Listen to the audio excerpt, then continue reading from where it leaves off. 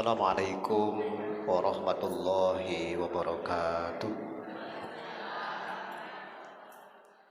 Alhamdulillah, alhamdulillahilladzi anzala sakinata fi qulubil mu'minin liyazdadu imanan ma'a imanihim. Asyhadu an la ilaha illallah al-malikul haqqul mubin wa asyhadu anna Muhammadan abduhu wa rasuluh shadiqul wa'dil amin. Allahumma salli wa sallim wa barik ala sayyidina wa maulana Muhammadin wa ala alihi wa sahbihi ajma'in, amma ba'du. Hadratul mukarram wal muhtaram, ibu-ibu jamaah Majelis Talim Masjid Jami Al-Manar yang dirahmati Allah Subhanahu wa taala.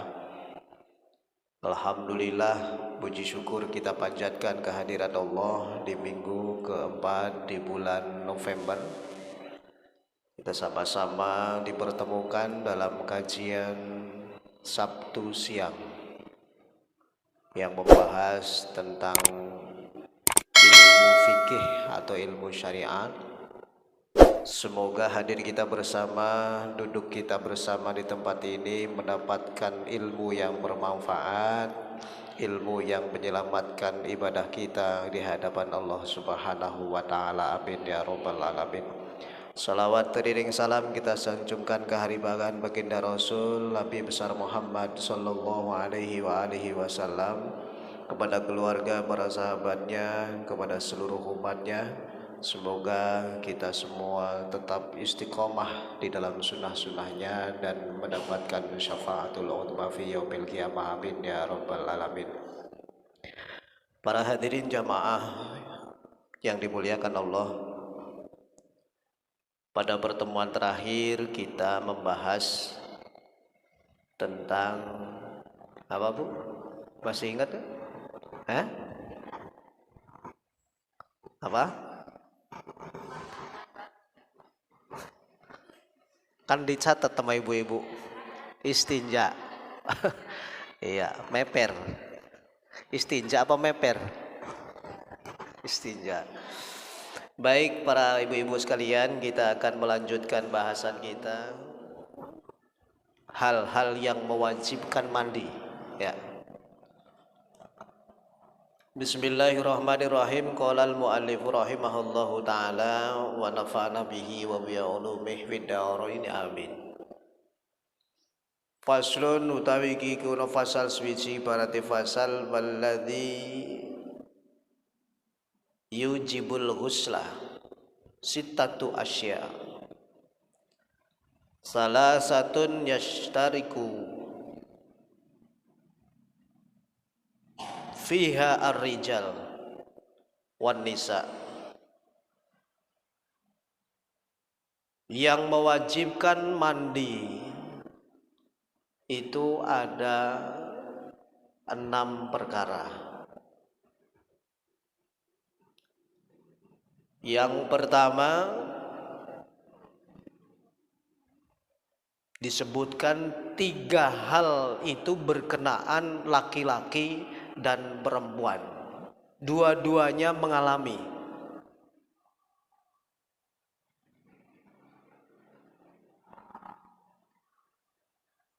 Apa yang dialami oleh keduanya? Wahya iltiqa hitanaini,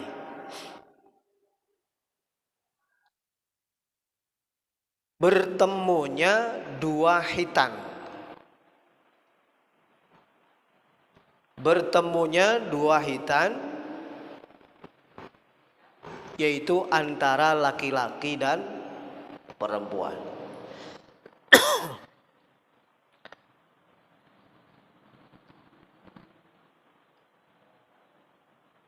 Nah, kalimat bertemu di sini adalah bukan hanya sebatas hanya bertemu, bukan. Kalau bahasa suami istri itu adalah kumpul bersama suami istri, itu disebutnya iltiqaul hitanaini. yaitu dua hitan yang bertemu. Maka bertemu di sini masih diperjelas. Kalau timbang bertemu doang maka apa ya Bu? Hubungan suami istri. Nah, hubungan suami istri di sini maka ketika sudah berhubungan hukumnya wajib untuk mandi.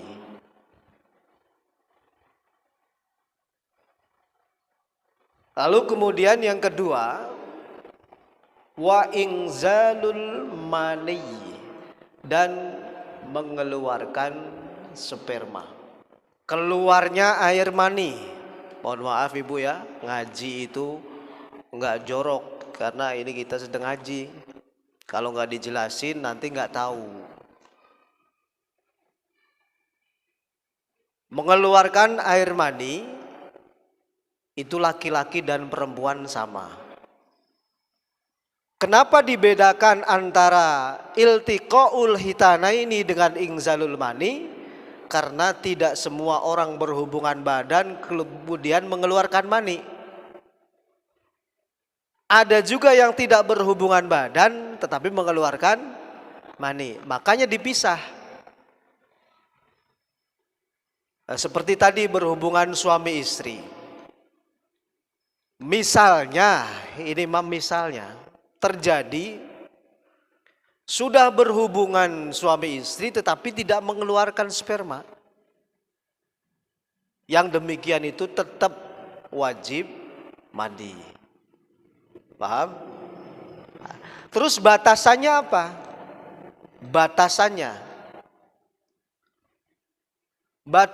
adalah ketika seorang laki-laki sudah memasukkan kepala bagian bawahnya. Ya, ini pikir pas lagi ketemu yang begini nih ya. Secara keseluruhan, kepala secara keseluruhan. Kalau ada orang sebelah biasa membahasakan helm, ya, helmnya sudah masuk semua, maka disitulah. Dan ini bisa kemungkinan terjadi pada hubungan suami istri. Entah itu terjadi hal-hal yang tidak diinginkan, lagi kumpul suami istri ada tamu dan lain sebagainya itulah.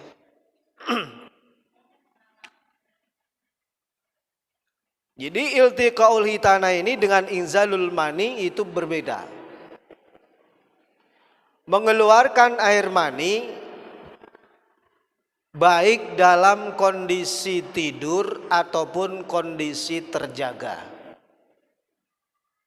Baik sengaja ataupun tidak sengaja.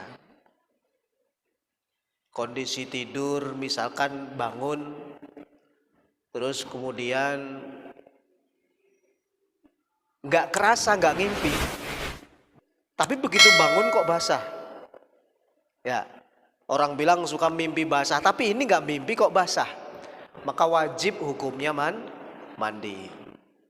Terus mimpi kok juga basah, itu udah mutlak. Ada yang mimpi tapi juga tidak basah. Jadi ada 3 kondisi. Kondisi yang mimpi tapi tidak basah, kondisi yang mimpi dan basah, kondisi yang basah dan tidak ngimpi gitu. Dalam kondisi sadar dan tidak sadar ketika mengeluarkan sperma atau air mani, maka itu mewajibkan mandi.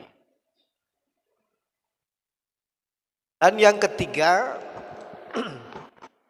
wal mautu, dan mati. Mati juga wajib mandi, tapi yang wajib bukan yang mati. Siapa? Ya, yang hidup. Jadi jangan orang mati nanti mandi sendiri kan repot. Illa fi syahidin, kecuali orang yang mati syahid.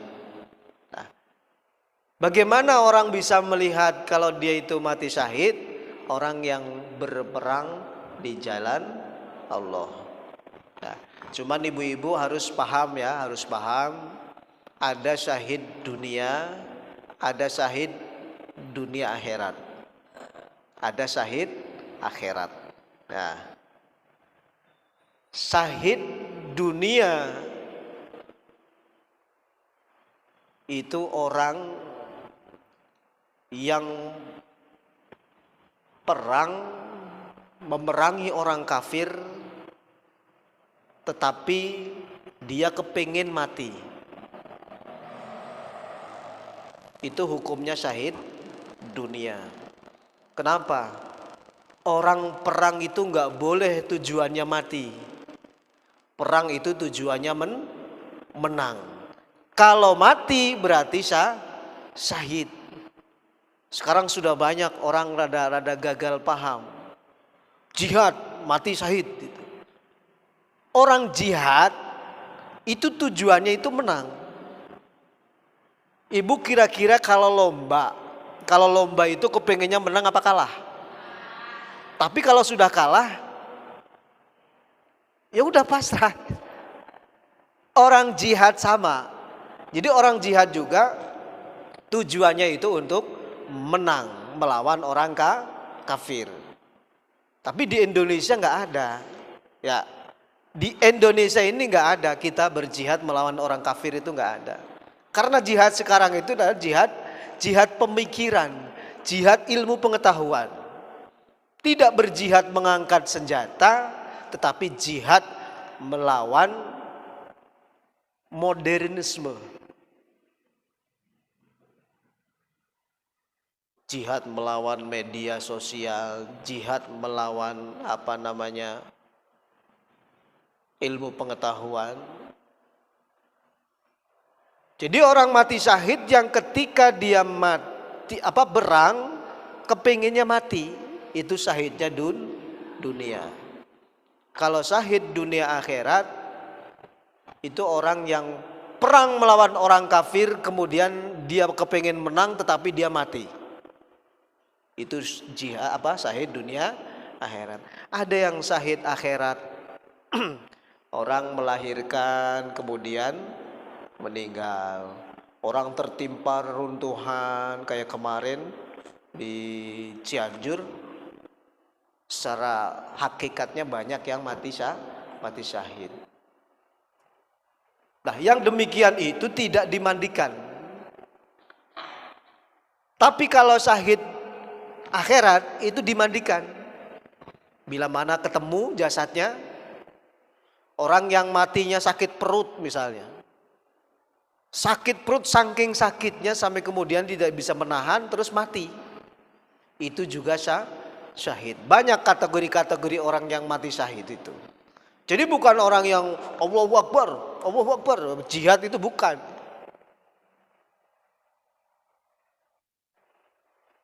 Yang demikian itu justru malah bisa hanya dapat syahid dunia, dianggap orang wah pahlawan syahid. Tapi dia tujuannya pengen mati. Sementara di dalam peperangan itu nggak ada tujuan kalah, itu nggak ada. Tujuan mati itu nggak ada. Perang ya kepengennya menang. Wal mautu, dan mati. Maka kalau sudah mati maka wajib dimandikan. Jatuhnya wajib atau fardu kifayah. Ibu-ibu sudah bisa mandiin jenazah? Sudah? Hah?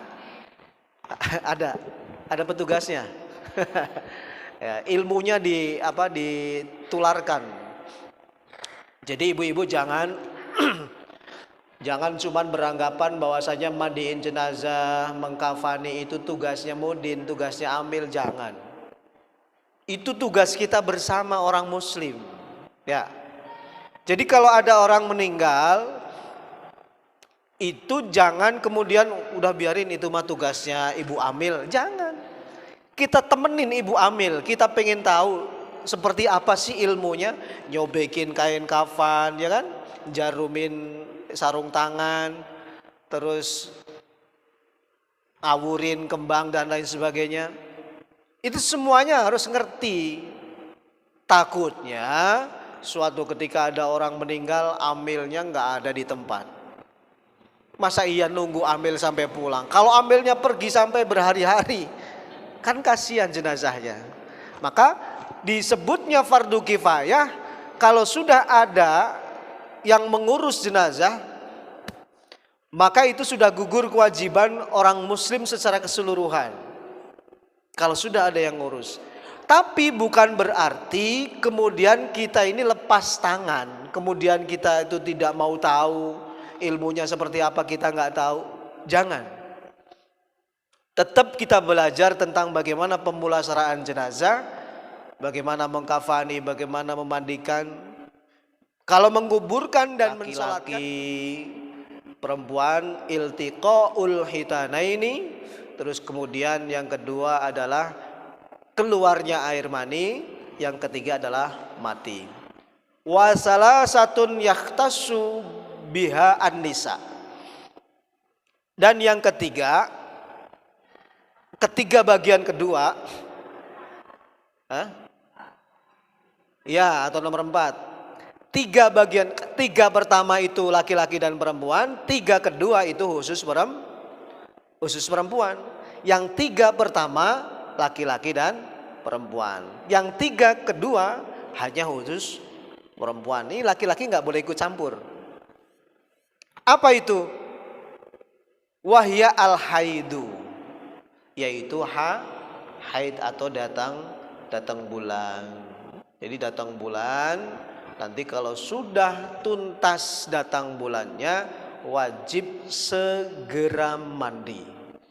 Ya, nawaitul ghusla li raf'il hadasil haidi, atau boleh nawaitul ghusla li raf'il hadasil akbari. Lalu kemudian wan nifasi dan nifas. Nifas itu kapan? Setelah melahirkan. Dan yang ketiga wal wiladatu, dan melahirkan. Wiladatu, beranak. Nah, ini tiga-tiganya hanya khusus buat para perempuan. Laki-laki nggak boleh ikut campur, tapi ilmunya harus tahu. Jangan sampai punya suami masa bodoh dengan istri. Ibu-ibu suka nggak ditanya suami gitu, ibu datang haidnya jam berapa, hari apa, sekarang sudah berapa hari, suka ditanya nggak? Hah? Pak, nggak ada nanya. Nanyanya kalau sudah seminggu ya. Biasanya nanya itu kalau ada maunya biasanya. Ini suatu kesalahan bagi para suami kalau saja mereka tidak memahami tentang bab kewanitaan. Kenapa? Kalau suami nggak ngerti, istrinya nggak ngerti, dua-duanya dosa. Mending punya suami nggak ngerti kalau istrinya rajin ngaji. Ngajinya juga ngaji yang benar-benar ngaji, ada kajiannya. Kalau dua-duanya suami gak ngerti, istrinya kagak ngerti, kagak ngaji lagi. Nah. Kemudian dalam hal ini masalah wiladah dengan nifas itu biasanya berangkaian. Jadi kalau darah nifas itu kan darah yang mengiringi ya, setelah melahirkan terus kemudian keluar darah nifas namanya. Nah, apakah yang demikian itu kemudian dia wajib mandi wiladah? Ibu suka mikir nggak? Habis lahiran namanya wiladah kan? Mandi nggak? Mandi. Habis wiladah, ibu kira-kira suka mandi nggak? Enggak. Nah, di sini ditafsil, diperinci. Bagi ibu-ibu yang wiladahnya itu dalam kondisi yang paling paling singkat, setelah wiladah dia tidak mengeluarkan darah. Atau wiladahnya itu tidak disertai dengan cairan. Tapi kira-kira yang demikian ini sangat-sangat langka. Langka. Dia tidak punya masa wiladah, masa nifas.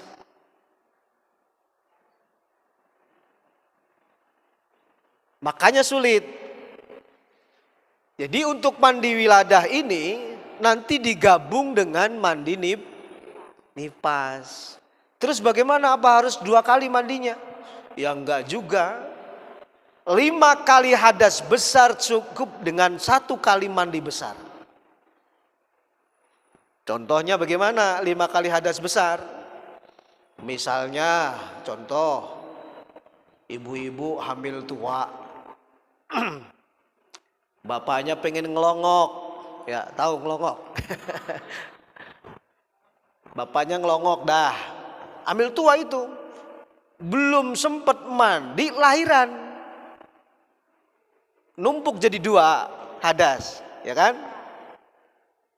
Numpuk jadi 2. Terus kemudian wiladah disertai dengan nifas.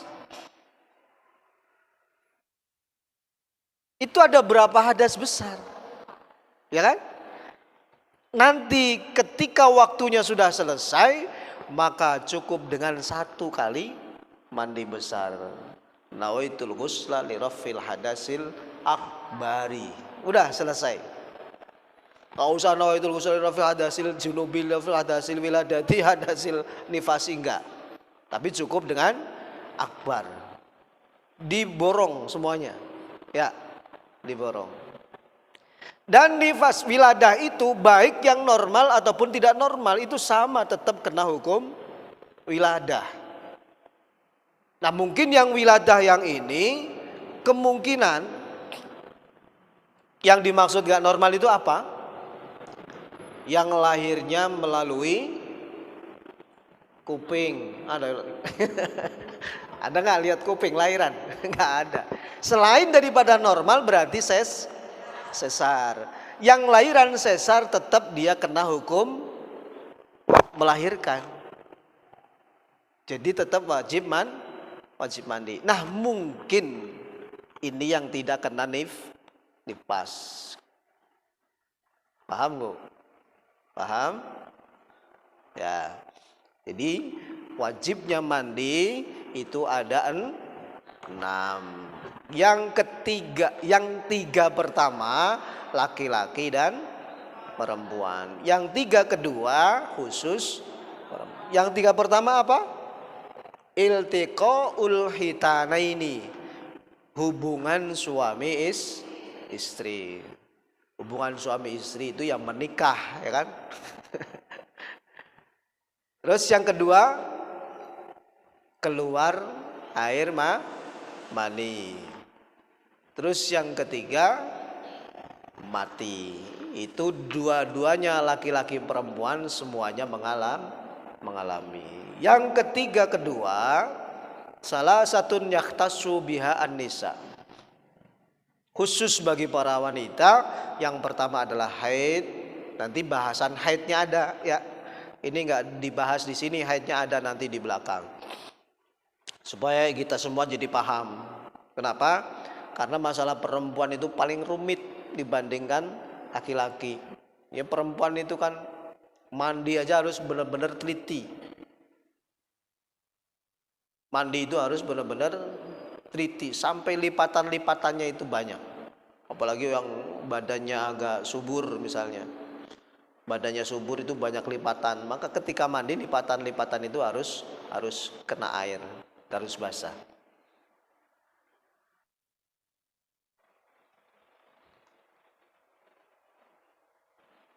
Ada yang mau ditanya? Kalau nggak ada saya mau lanjut tentang mandinya. Ya. Apa?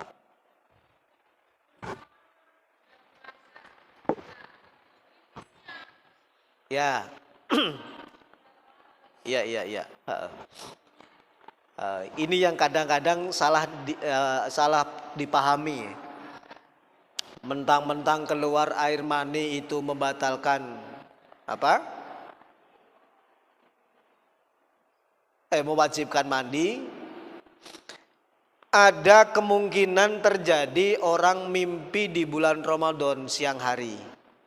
Itu kemungkinan terjadi, sangat mungkin. Hukumnya bagaimana? Hukumnya puasanya nggak batal. Langsung makan. Iya langsung mandi. Iya langsung mandi. Mandi batalin puasa nggak? Nggak kan? Iya. Jangan mimpi siang hari kok langsung makan. Jangan. Yang membatalkan itu sengaja dikeluarkan.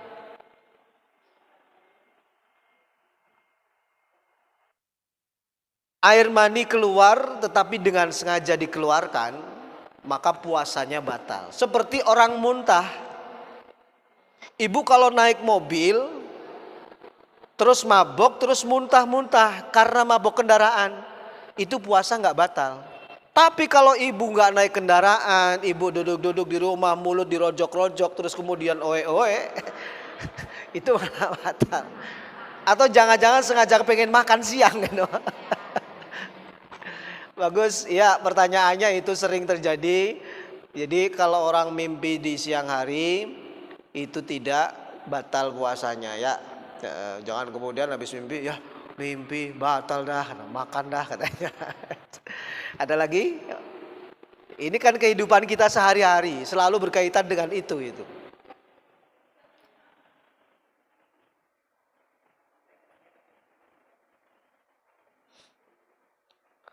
Baik, kita lanjut. Bismillahirrahmanirrahim. Wa faraidul ghusli salah satu asya.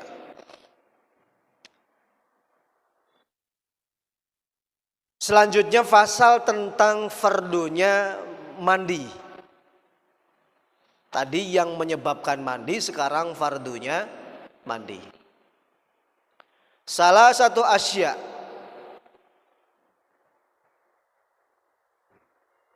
Yaitu ada 3 macam.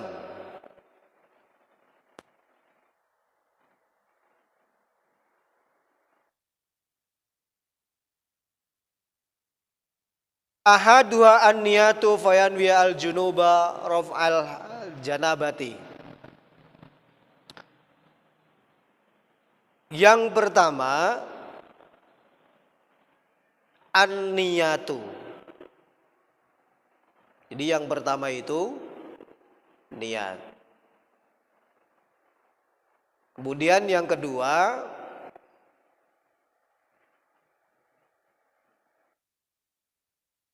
selain daripada niat yang pertama wa izalatun najasati in kanat ala badanihi.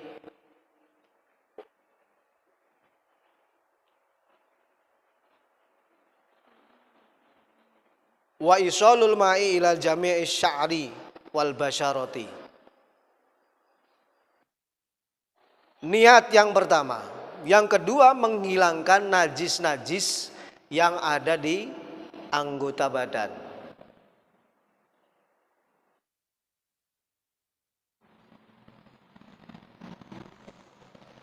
Kemudian yang ketiga menyiramkan air, menyampaikan air sampai kepada anggota badan secara keseluruhan. Summa ila jami'i sya'ri wal basyarati, sampai kemudian rambut semua.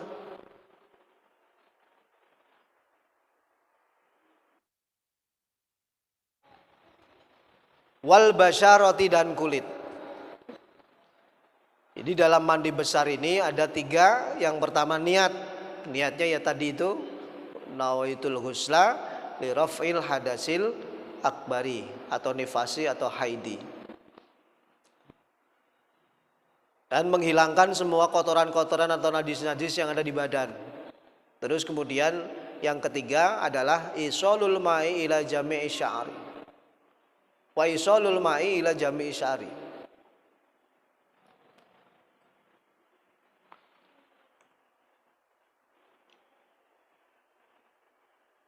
Kalau ada sesuatu yang menghalangi air itu sampai kepada kulit, maka itu harus dihilangkan terlebih dahulu.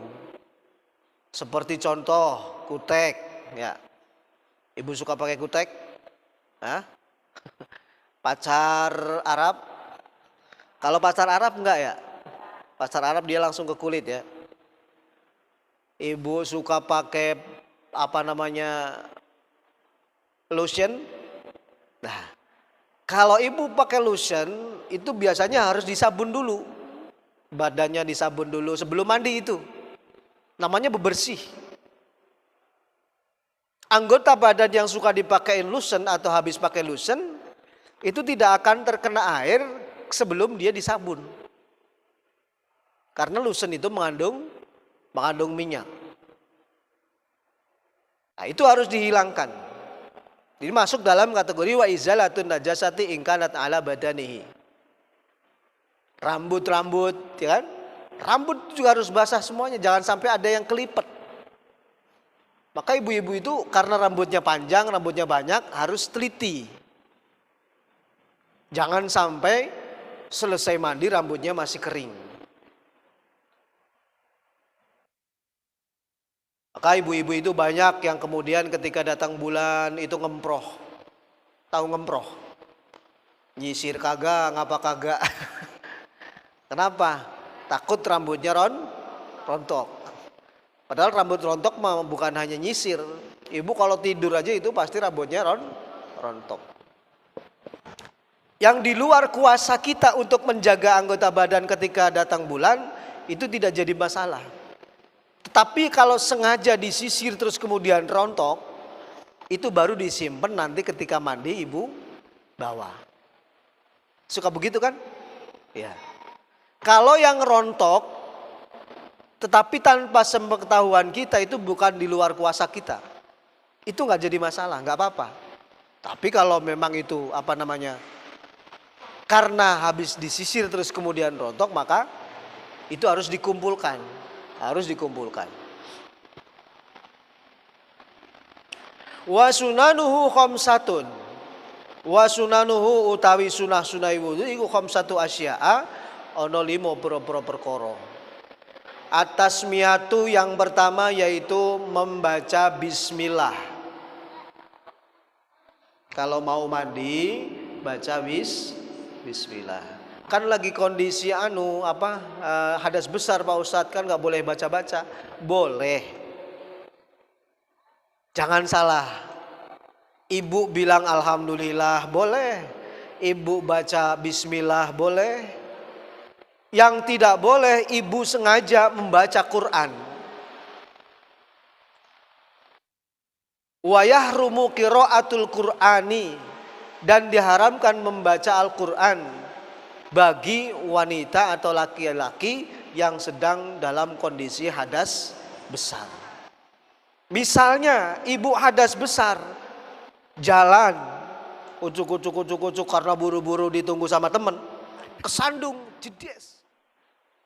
Seolah-olah merdeka. Padahal perempuan itu masih tetap bisa beribadah walaupun sedang datang bulan. Megang tasbih, ibu mau nonton TV silahkan. Astagfirullahaladzim, astagfirullah. Gak usah dilapatkan dengan lisan. Cukup dalam hati. Tapi kalau megang tasbih biasanya hatinya berjalan. Artinya hatinya berkata, tangan jarinya bergerak, hatinya berkata. Tapi kalau nggak megang, nggak ada yang nuntun. Nonton TV yang melongo aja. TV sedih ikut nangis, TV gembira ikut ketawa. Tapi kalau megang tasbih, ya kalau ketawa mah ketawa gitu. Membaca bismillah. Yang kedua sunnahnya sebelum mandi. Wal wudu'u qablahu. Wudu sebelum mandi. Nah ini mah sunnah. Gak usah didebat terus bahasanya percuma juga Pak Ustadz, namanya juga mau mandi besar. Gak usah dianggap percuma. Kenapa? Sunnah itu adalah perbuatan kanjeng Nabi. Jadi kita gak usah protes. Wa imrarul yad,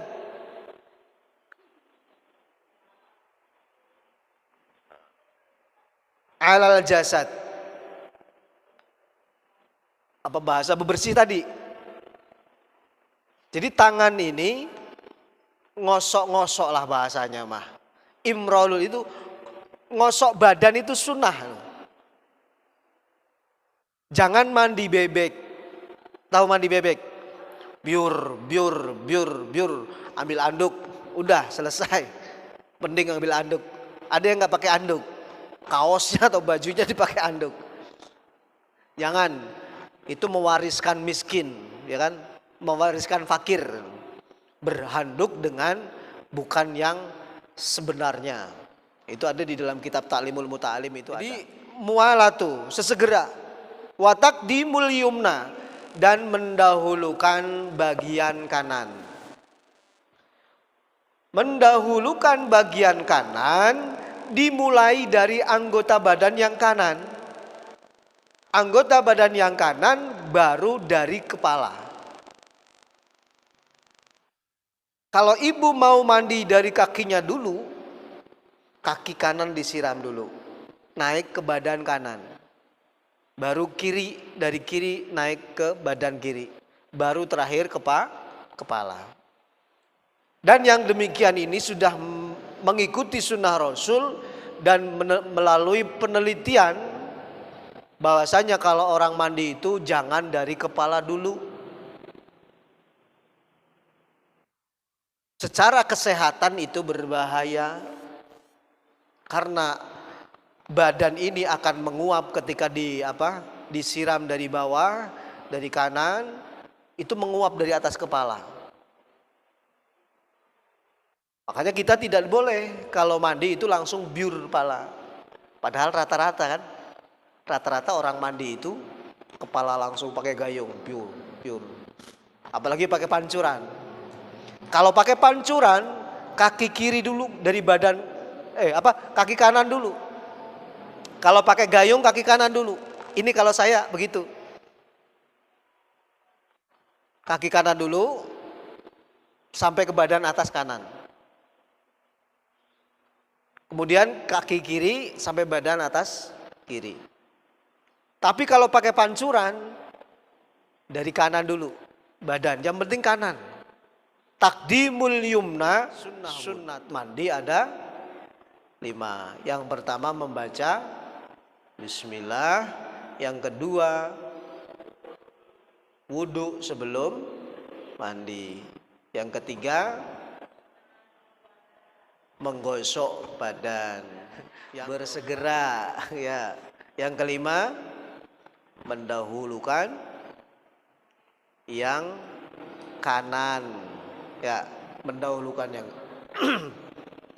jadi dahulukan yang kanan. Para hadirin jamaah yang dimuliakan Allah Subhanahu wa taala, itu saja kiranya bahasan kita pada kesempatan ini, semoga bermanfaat, bisa kita amalkan dalam hidup kita sehari-hari.